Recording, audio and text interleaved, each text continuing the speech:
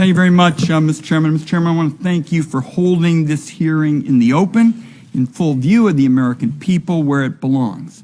I believe the American people have had it with stonewalling. Americans don't want to hear that answers to relevant questions are privileged and off limits, or that they can't be provided in public, or that it would be, quote, inappropriate for witnesses to tell us what they know.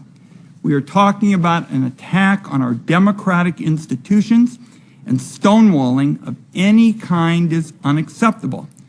And General Sessions has acknowledged that there is no legal basis for this stonewalling. So now to questions.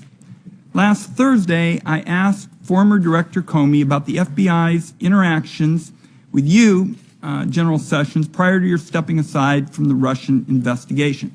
Mr. Comey said that your continued engagement with the Russian investigation was, quote, problematic, and he, Mr. Comey, could not discuss it in public.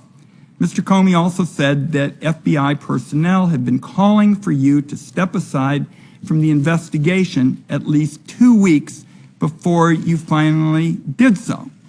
Now, in your prepared statement, you stated you received only, quote, limited information necessary to inform your recusal decision. But given Director Comey's statement, we need to know what that was. Were you aware of any concerns at the FBI or elsewhere in government about your contacts with the Russians or any other matters relevant to whether you should step aside from the Russian investigation? Senator Wyden, I am not stonewalling. I am following the historic policies of the Department of Justice. You don't walk into any hearing or committee meeting and reveal confidential communications with the President of the United States, who's entitled to receive confidential communications in your best judgment about a host of issues, and have to be accused of stonewalling for not answering them. So I would push back on that. Secondly, Mr. Comey, perhaps he didn't know, but I basically recused myself the first day I got into the office because I never accessed files. I never learned the names of investigators. I never met with them. I never asked for any documentation. The documentation, what little I received, was mostly already in the media and was presented by the senior ethics, public responsibility, professional responsibility attorney in the department. And I made a honest and proper decision to recuse myself, as I told Senator Feinstein and the members of the committee I would do when they confirmed me. General Sessions, respectfully, you're not answering the question. Well, what is the question? The question is, Mr. Comey said that there were matters with respect to the recusal that were problematic and he couldn't talk about them. What are they? Why don't you tell me? There are none, Senator Wyden. There are none. I can tell you that for absolute certainty. This is a secret innuendo being leaked out there about me, and I don't appreciate it.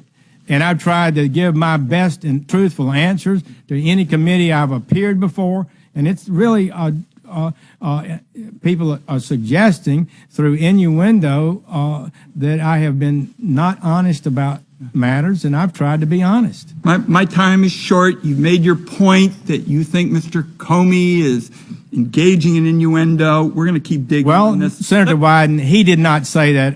He said it was problematic, and I asked you what was problematic about it. Some of that leaked out of the committee that he said in closed sessions. Okay.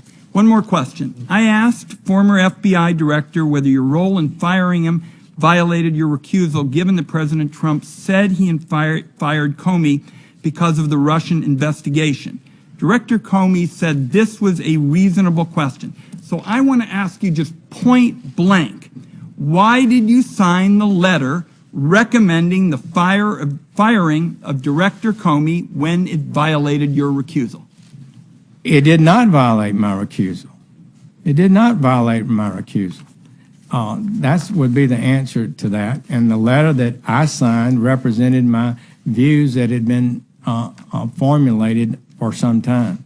Mr. Chairman, just if I can finish, that answer, in my view, doesn't pass the smell test. The president tweeted repeatedly about his anger at investigations into his associates in Russia. The day before you wrote your letter, he tweeted that the collusion story was a total hoax and asked, when will this taxpayer-funded charade end?